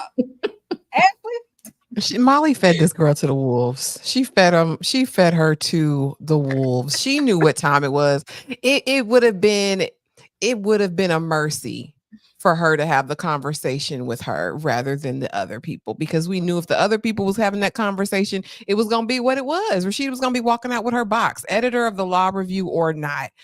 She was going to be escorted out. Molly had the opportunity in this moment to extend grace, but she still felt salty. She felt salty about Rashida's response. But Molly, knowing Molly, what we know from Molly, if someone had approached her in this way, she would have responded exactly how Rashida did, which I think is kind of interesting looking at it going back now, because Molly don't like to be told nothing either. So I think she did our good sis a disservice, and I don't think it needed to make her the cape for all the blacks in the workspace. But in this situation, I think she could have said, "Hey, they came to me, about this. Sis, you want to start moving differently." I think she could have. I don't think it would have been any skin off her back to do that, but she didn't have to. I think it would have. Get your statement out, Dom. Get your statement. Yeah, because it would have with the moment. The moment she go and move on behalf of the partners and become the black delegation, then now she's tied to what the black people do. So now you done sent her to go handle Rashida. So if Rashida don't step in line, now that's both of y'all. And I'm not doing it. I'm not doing it. Molly, I thought we told you to have a talk with. She's still conducting herself the same. Did you not do what we asked you to do? Because I'm passing it back to you. That's not my. Get somebody else to do it. Nope. Now, if you want to put me, if you want to promote me and put me over the summer interns, you want to put me over all the summer interns, not just the black ones. Put me over all the interns, then we can have a different discussion. But if you just want me on the slick tip to go talk to keep the blackies in line, nah. No, I think even if she didn't do it, even if she kept her same stance with her boss there, but still pulled her to the side and said, they approached me, I think that would have still been a mercy. She didn't have to do it under the guise of corporate security or like being a part of the man. But she could have said, hey, they came to me about you and I just want to put you on game and let you know something. You know what I mean? I think there was a way to do it. I'm trying to look out for everybody black in my spaces, but that's not my job. Molly is a chameleon, and that would have been too much standing out for her. She I need to blend in because that's how I done got this. That's not my job. Even how she presented it, it wasn't so long ago that you yourself was a black summer intern. Get on over there. I know, white lady. Thank you. Nope. I'm not. Sorry, Wendy. Bye. And then there's no way, like Molly maybe thought, you know what, they gonna talk to her. She's supposed to know she gonna get fired. It's a summer intern, girl. You'll find another one. You won't get paid for no internship. Girl, get on out of here. Go be loud somewhere else. Let's move on. Yeah. Like she's so disgusted. That pissed me off too, Molly. You ain't disgusted because you loud too. Like, oh, sister, not at work. It was given. I tried to tell you. And she had that look in the office like, oh, maybe I should have listened. Maybe just a little bit. My girlfriend loves kale. Now look at here. I was not mad at Lawrence. We working at Best Buy. Once again, a situation that's not my job. Go on over there and tell them people about them washers and dryers. I'm here for tech. You know, I'm already here in this place. Don't want to be here. Fine. I'm bringing home a check. Let me go sit on my break and have me some lunch. I'm minding my business. I ain't go to the bank and go, hey, Tasha, I'm going on break. You're going on break. Come on down. You know, come on down to college, as Mike Epps would say. Come on down and have lunch with me. She just sat down, pulled the hot sauce out of her bag. Even in that moment, Lawrence like, you know, I get the vibe, girl. I know you want all of this. You want this. But you know what? My girlfriend loves Kel. You know, my girlfriend also, and my girlfriend, because you know I got a woman, right? Yeah, go on. How you crystals? Ashley, you know I'm coming to you first. Get up from the table then. Like, oh, it's cute. It's cute you got a woman. It's cute you got a woman. That's cute. Okay, show me you got a woman. Get your tail up from the table, all right? And go back to work. Break time is over. You don't get that long of a lunch working at Best Buy. I don't believe it. You get to get 25, 30 minutes at most. Y'all having a whole conversation. You got an actual bowl sitting there eating ramen or doing something. No, this is too long. Too engaging. Oh, you got an app. Oh no, you gotta follow your dream. You're a good man. I knew it from the first time. And he, yeah, my girlfriend used to think that. Sir, you and your girlfriend get up from the table. Exit stage left. This is how it starts. These are the small foxes that destroy the vine. Okay, listen, get up, Lawrence. Get up from that table, or be just like Issa. Hell, stay at the table. Because your girlfriend over there with chocolatey goodness anyway, looking better than you. So just go on and sit where you are. Actually, you ain't never had lunch with a coworker, a male coworker. So here's the thing. Here's the thing. If I'm in a relationship, right, with my man, there's never going to be a time where any other man can come and say that I had an earful of him about who I was, right? No one will ever be able to report back to that man in the living room and tell him what happened when he wasn't around, okay? There's nothing wrong with polite conversation. There's nothing wrong with a cute compliment here and there. But am I going to sit up and show all my back teeth and smile in some other man's face? Absolutely not. For what? What am I doing here? Back teeth? I'm gonna take it back. I ain't see the back teeth. I thought he was sipping on his soda. He's cheating hard. Run it back. Hey, you know, my girlfriend likes Kel. She does because I got a woman. What's up? Now, because I'm a person, I've had several jobs where I get along with my coworkers, male, female. They be cool, be the homies at the job. But now you know the difference between that's my dog and you know, I just want you to know that I'm a hot commodity out here in these streets. So if you want to put your bid in, you're gonna have to work a little bit harder than the bid that's already there type energy. And that's what it was given. Preach on it. Preach out. Dumb about the verse. Dumb. What's up, Dumb? Come on. The black man can't get ahead to save his life. Boy, help the black man. He already took this busted old job at Best Buy, making $8 in a Snicker. He ain't got but 26 minutes for break because he got to walk to and from. This man just sat down. He sat down first. He didn't sit by her. To me, this is the line. With this conversation and this exchange is the line, because my dad told me a long time ago, cheating is whatever you do that you wouldn't do in front of your significant other. If you do anything, so regardless, we gonna get into specifics because we ain't splitting hairs. If you do anything that you wouldn't do with them sitting right there, then that's cheating. And I saw nothing in this conversation that couldn't have happened if Issa was sitting right there. Now the woman might have checked. No, I'm saying the woman might have checked her compliments because there's another woman right there. She might have behaved differently.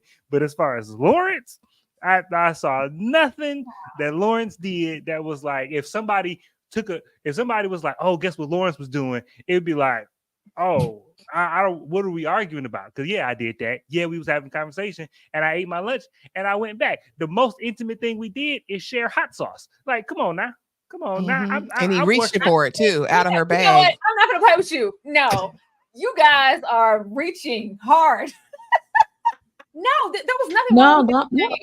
There was are nothing wrong seeds. with this exchange. Like, No, Seeds. I see what's underneath. I see what's underneath that's, there. no, that's because Lawrence, you guys Lawrence wanted to give the optics No. that wasn't nothing going on. He wanted to give the optics, but what he was basically saying is, although she over here, I'm still, my options is open. So like we could do this, but I'm just letting you know that I'm not lying up front. So if it's gonna be cool with you, I'm gonna stay here, but I'm at least giving you the option if you're gonna sit here too. But pass me the hot sauce. lunch was my options, or having an uninvited lunch because you sat down. I didn't. If he would have said, if he would have went to her directly and said, you know, what you doing later? I'm going on lunch at this time. Sure, I'm going on lunch with you. Then that's when you're premeditating something. You wanted to see this woman. She sat down. It's not our fault. She, you know, hot sauce in my bag. Well, good. She's extra friendly because she wants this man. I'm sure he knows if I gave her the opportunity, she might want to get stretched out. But I have a woman.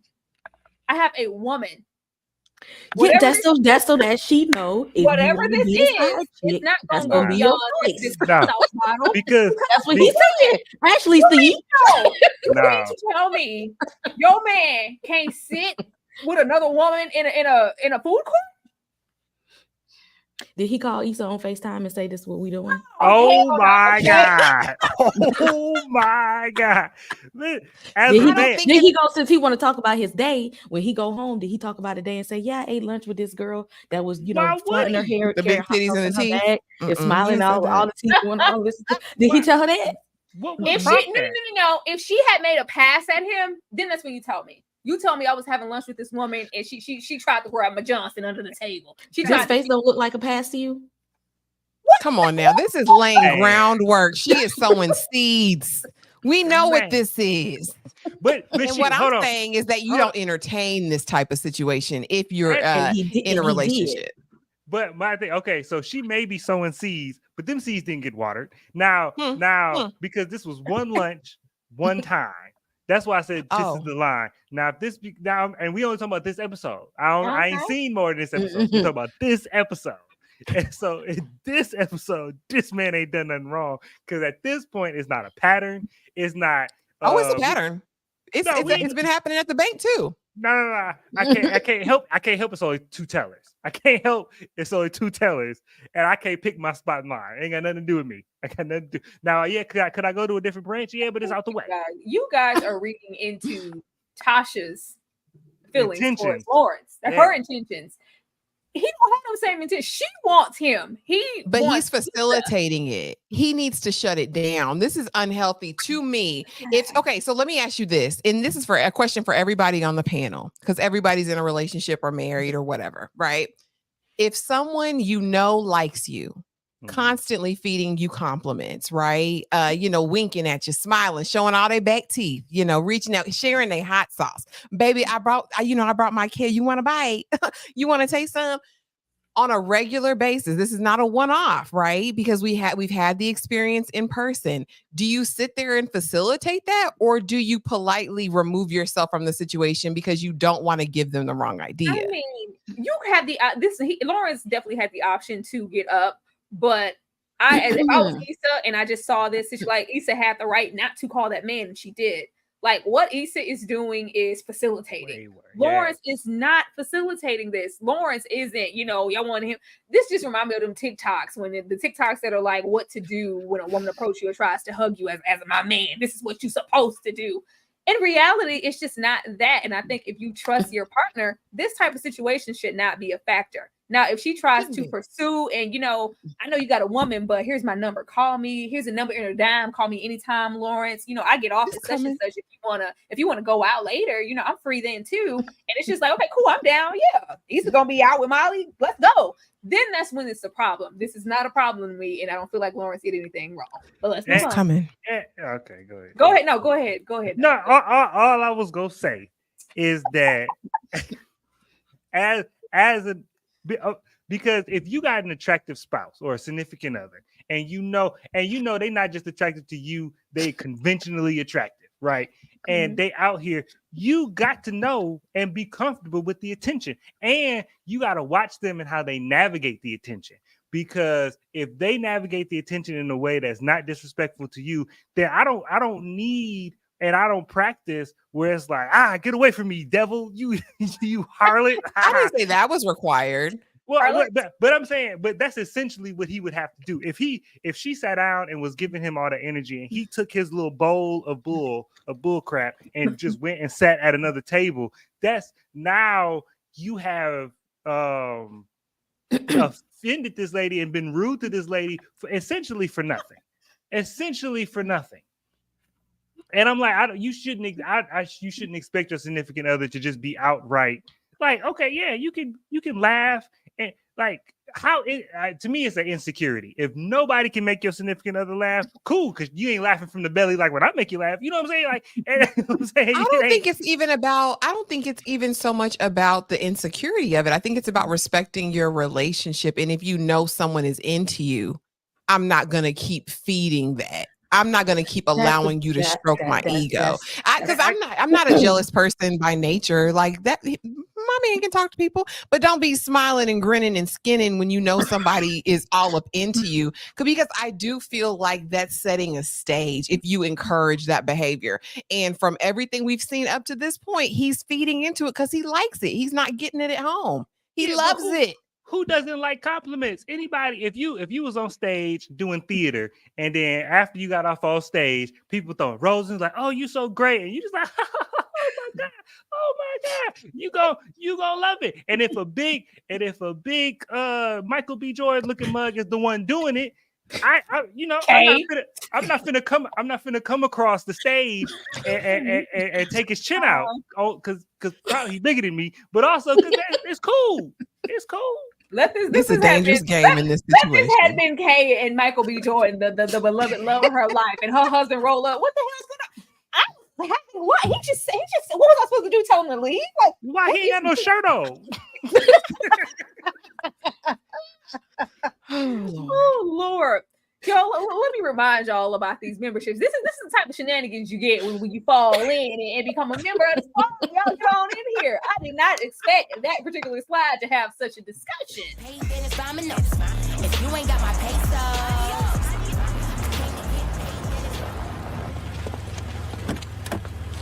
We're going to the Brenshaw Mall.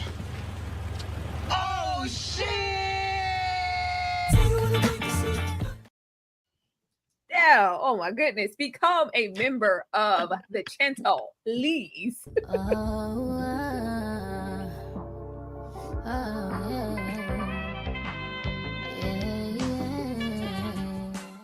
Now, Ashley, I'm going to come to you with this, final question here. Every single season has a little title theme to it. We have low key, hella, as F, and like. What's the first season? As F. Damn. I should have known. I should have gave this a K. And then it was kind of sort of multiple choices. I had to put the options up there so I could remember. So how come she got the multiple choice? I wasn't thinking, K. I should have gave it to you because I could have gave you the multiple choice and you would have still got it wrong. You know but what? at least you would have had the option. At least the playing field would have been like. Kay would have been like, it's 1 through 4. K. It's B? A. I'm gonna go with A. No, okay, absolutely not. Yeah, I ain't think this was gonna have that type of conversation. I thought we was gonna all be in agreement that Lawrence ain't do that. Okay. Dom sitting over there acting like he don't know somebody would be flirting with him. How we leave that? He's sitting there doing the kiki in his face. What's your wife YouTube name? Is she in this chat? Say something. Dropping them. Put a one in the chat. I'm trying. Baby, we got Daniel the fantasy here. Daniel the look at Issa. Look at this dreamy eyes.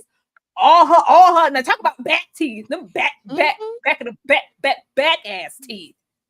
And Daniel ain't no better. He's happy. Like, girl, I'm happy you called. I'm happy you called. It's taking me. I'm gonna be there. We getting in there. The kids are enjoying it, but in the midst of us, taking this as an opportunity to see her fantasy, he mentions, the broken performance. And this has a domino effect for the kids knowing about it and going to look it up. Like, ma'am, yeah, you was trying to be cute and invite this man down here, and he mentioned it. And, he has a crush on Miss Issa. We just loving this. Daniel is everything I always knew he was. Matter of fact, you know, he just, if I could just see him in the mirror, you know, oh, look at that man. Look at that man over there with Ty Dolla $ign. This could be everything. Once again, Molly's on that ass. Do you know? He knows I'm with, do you know you're with Lawrence? Because that's what's important. Because Lawrence knows he's with you. He knows. We saw it at the table with Kale and Tasha in the titties. But do you know that you're with Lawrence? Because it doesn't seem like that. This, you know, became something else that it didn't need to be because we wanted to be in Daniel's face. But now the kids are walking around and vibing to Broken P. Ashley, I'm coming to you first. How did you feel about this? She knew as much as Lawrence knew. She told Daniel, you know, I was broke up that night, but we back together now. She know as much as Lawrence know that she in a relationship.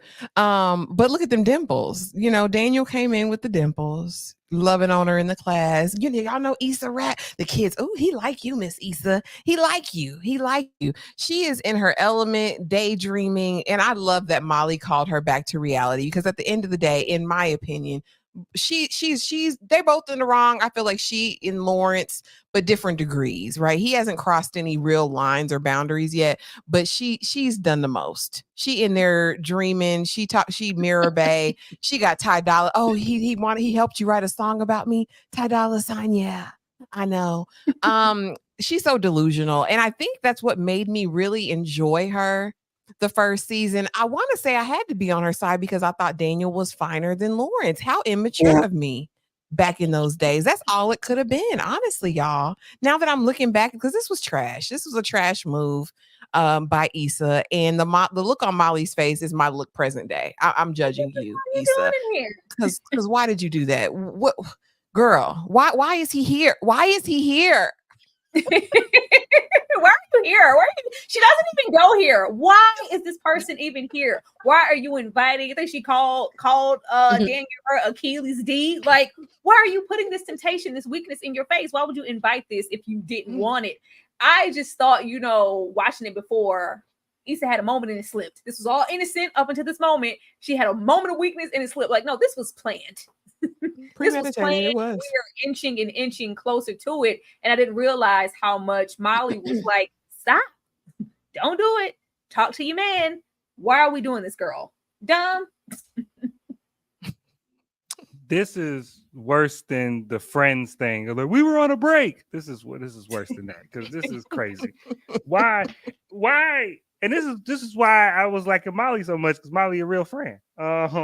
And the only thing I'll say about Lawrence is that where Lawrence ain't no friend like Molly, because this is crazy. But we also not going to equate the two. We're not going to act like Lawrence is anywhere near on the same level of foolery that Issa is on. Because when it comes down to it, the energy that Lawrence puts in is directed at Issa. The energy that Lawrence puts out is directed at Issa. It don't come back. And so it drifts off to, you know, it falls off to the side to whoever gonna pick it up. But Issa is giving a direct attention to other people. And like Lawrence ain't invited nobody nowhere. He ain't invited not a person nowhere. He ain't kissed a person. This is Issa needs to pull the cord. He pulled the cord or tightened up. Because this staring in the mirror, the man in the mirror ain't cutting it. I'm sorry. I even love him in the mirror. I thought it was symbolic of, you know, when she raps in the mirror, like that's where at this moment, that's who she wants to be. Like that's her fantasy. The person that she sees in the mirror when she's rapping, that's going off solo dolo, that's who Issa wants to be, and that's not her reality. Just like Daniel over there with Ty Dolla $ign. Okay. Why he ain't got a shirt on? Because why should he? Jesus. Dom, see, I can't wait till Dom learns what the Lawrence hive is, because he gonna learn real quick that Lawrence had the men on Twitter band together for Lawrence. They band together on this show for Lawrence, and Dom is headed in that direction. So Dom, you talking about he ain't invite nobody nowhere. So you mean to tell me you don't know if somebody's sitting in your face flirting with you? No, look, I'm not. Look, I already gave Lawrence his lumps in the beginning. I said that nothing Issa did made up for the fact of forgetting her birthday. That's Lawrence still. He still got negatives in his column. I'm saying as of yet, he ain't done nothing. That's all he did was sit there. He ain't done nothing. Okay. He ain't done nothing. Okay. Well, Issa really ain't done nothing yet either. Right now, She kissed somebody. Kiss this man. Because we gonna talk They said about don't count. you want to talk about you don't know when somebody like you. So my significant other not gonna trip if I'm sitting in the food court with somebody. But if I get in a car with somebody at midnight, that's a different conversation. That's a different conversation. Or premeditate, find them on Facebook, see where they at, their location. Daniel ain't invited her a damn place. Plot, watch, wait for him to get there. Go and drop Molly off. Link up with this man later. Kiss him in the car with him having prospects to do more. Then take your ass back home and lie because she ain't tell nobody about that. And then when she kissed Daniel, she told Lawrence that they needed to take a break. So in her mind, no. She told Lawrence that she doesn't think. She said she thinks that they need to do some other stuff, but there was nothing definitive because when he asked a follow-up, she just left and said, we'll talk about it tomorrow. And tomorrow never came.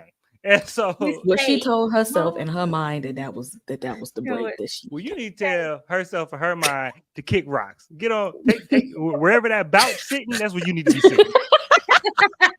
Go outside and sit your ass on that couch. Yeah. Oh, Crazy. Lord. Now, pick one. Get it off. Dumb, whose team are you on? Oh, as of yet, look, all y'all series regulars and season 5 loyalists. Look, I'm 4 episodes in. So in 4 episodes is Molly all day. The man with too much forehead is a close second because he ain't really done nothing. But Team Molly. Kay, whose team are you on?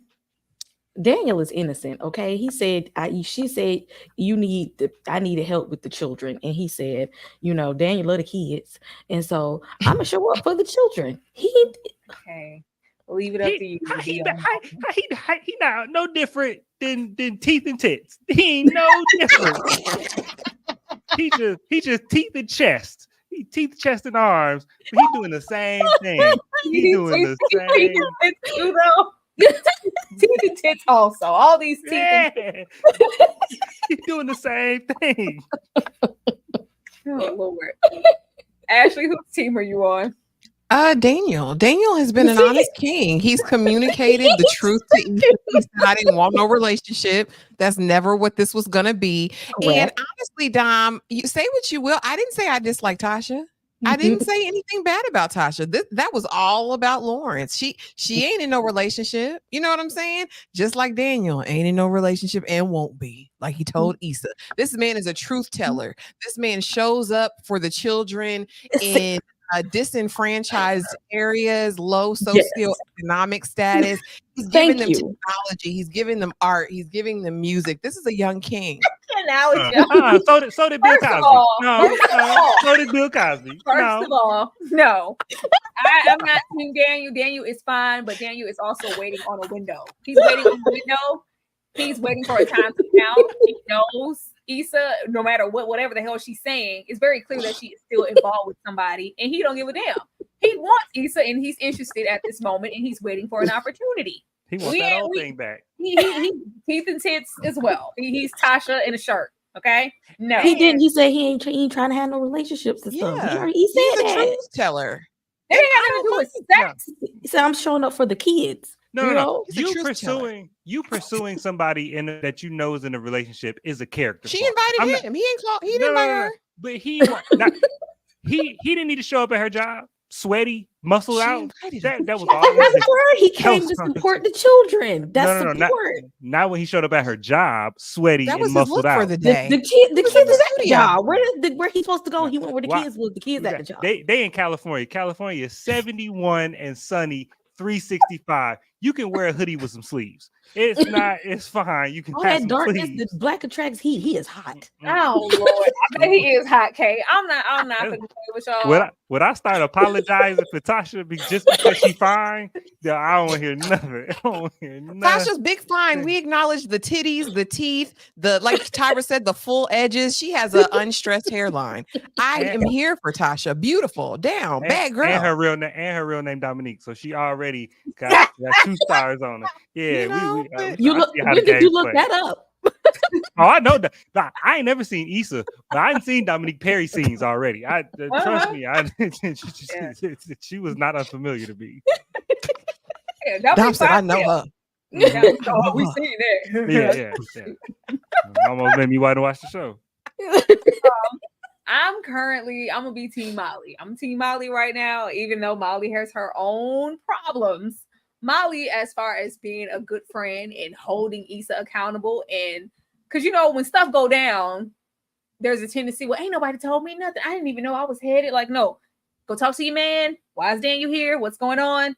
I'm always here at your disposal anytime you need to talk. Girl, I took a break and tell everybody to get out the conference rooms. You can tell me, Daniel rolled up smelling good. Like, girl, yeah, I'm a roll with Molly on this one. Child, y'all a mess. Y'all are a whole absolute mess. This has been a really, really good time. Let me show y'all some love. We did, y'all playing on my top because we got up to 92 people, and I mean, it's fine. It could have been 100. This could have been a successful situation. It could have, but regardless of that, had a good time. Let me show y'all some love, and then we're gonna come back and let you guys know how to support us and where you can come over to support us. Next live or video, whatever. We'll be right back. Thing. That was a fast break. Hello. Yeah. Let's go to actual break. Y'all hit that like button and comment down below. Not in this chat. Comment in the comments. Drop down and tell us whose team you're on. We'll be right back again. Take off the foo-foo. Take off the cloud chase. Take off the Wi-Fi. Take off the uniform. Take off the car loan. Take off the flex and the white loss. Take off the weird ass jewelry. I'ma take 10 steps, then I'm taking off top 5. Take off the fabricate streams and the microwave memes. It's a real world outside. Take off your idols. Take off the runway. Take off the Cairo. Take off the Sandro Pay 5-day stay. Take off for the meal. Hella Fido. Take off the fuck flag. Take off perception. Take off the cop with the iPad. Take off the allure. Take off the unsure. Take off decisions. I'm mad. Take off the fake deep. Take off the fake woke. Take off the I'm broke. I care. Take off the gossip. Take off the new logic. If I'm rich, I'm real. Take off the shit mill. Take off the dojo. Take off the Birkin bag. Take all that designer bullshit off, and what do you have? You ugly as fuck. You out of pocket. 2 ATMs, you stepping to what? You out of pocket. Who you think they talk about us? You out of pocket. Who you think they carry out for us? You back in pocket. The world in a panic, the women is stranded, the men on the run. The profits are panic, the law take advantage. The market is crashing, the industry wants niggas and bitches to sleep in the box while they making a mockery following us. This ain't monopoly, watching for love. This ain't monogamy, y'all getting fucked. Jumping on what the hell is that? I gotta relax when I feel. All my descendants, they come in my sleep and say I am too real. Dom, the man. Gonna come in first. Let the people know what you got coming up and where they need to come on over to support you at. Come on over. Oh, come on over to Screen Static Studios. We got all kind of stuff. We got entertainment news, got movie reviews. If you want to know about the fact that Disney just got sued for using a dead man's face for 8 years ago, shoot, coming. We're gonna talk about it. And the new show, what's the star show? 3 Women. Got my review coming up tomorrow. What? So yeah. What? Yeah. You could have been on the live, Dom. No, I couldn't have been on the live because I only saw the first 2 episodes. So We only get We only covered one. Oh, I thought y'all was doing all 3. No. Oh, communication. Now that's all talking backstage. What? But anyway, Sorry. come over and subscribe and we'll talk about it. And it's gonna be a fun time. I just felt like that little Minions meme. What? Tell us. We thought you were scared of it. We was like, he ain't gonna want to talk about this with us. No. I thought because y'all watched all 3, so I thought y'all live was about all 3. No, we were gearing up just in case they premiered with more episodes, but no, they just did that first episode. So we talked about the first episode. Wow. That's all right. We'll hit you up for for Sunday. Yeah. So we can chat it up. Kay, let the people know what you got coming up over there on the fifth wall. Slice of horror. Slice of horror Halloween season. Y'all know what it is. I'm going to drop a trailer reaction for Salem's Lot, which will be coming out in a couple of weeks, actually.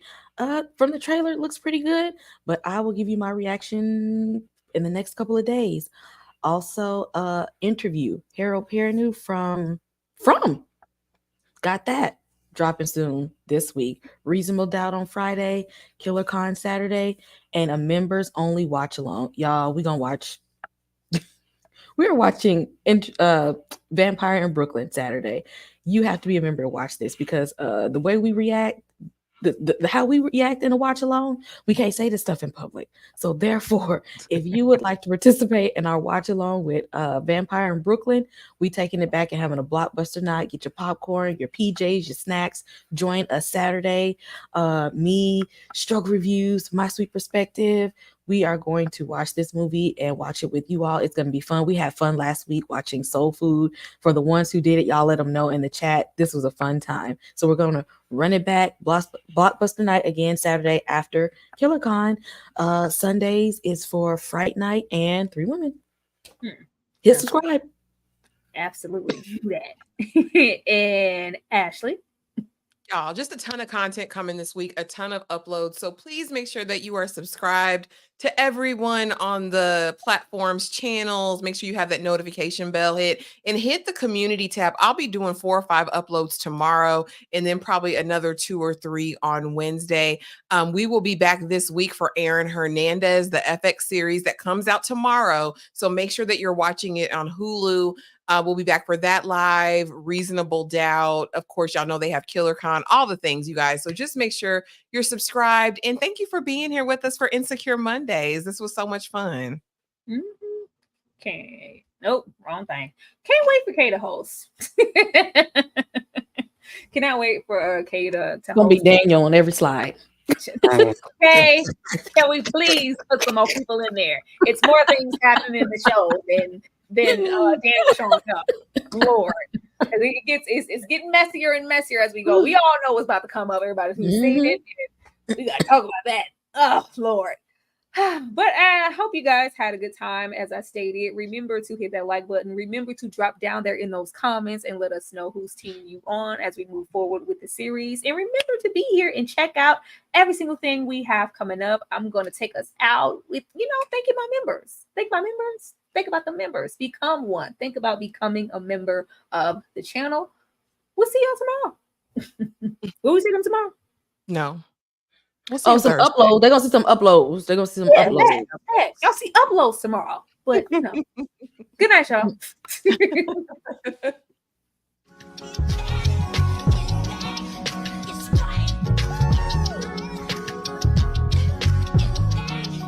Is that a members only character? It shows how when we come together we can really do things. We're a family that loves you on the inside. So we need you to stand forward and be a part of that family. So we'll see you tomorrow. On Wednesdays we wear pink